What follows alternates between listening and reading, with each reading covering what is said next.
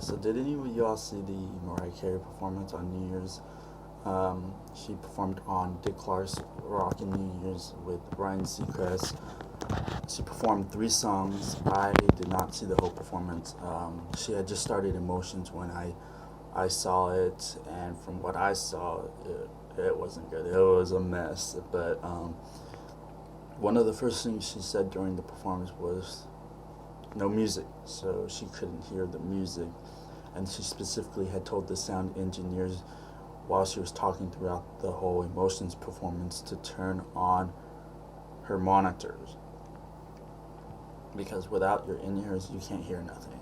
So if you try doing it, if you try performing without them, you're not gonna know your cues for when the music starts and this and that. So yeah, it's pretty sad. Like I was checking online and people are just roasting her to no end, which is really, really sad. I think that's probably the worst part about social media. It gives voice to people that shouldn't have a voice. But one thing I will say is this isn't the first time a performer has had difficulties live while performing. I remember about maybe 10, 11 years ago, I was watching the Orange Bowl performance. This is with Kelly Clarkson, some country artist I cannot remember, Trace Atkins maybe, I don't know, and then Ashlee Simpson. And I remember when Kelly started performing, her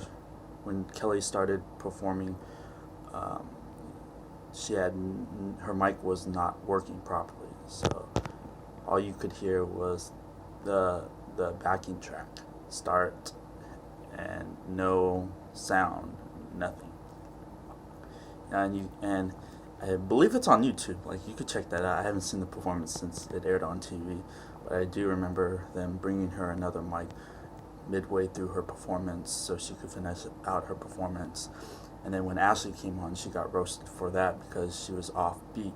But I remember watching her show at the time, and she had specifically said right before her performance that she couldn't hear anything, like her in-ears weren't working either.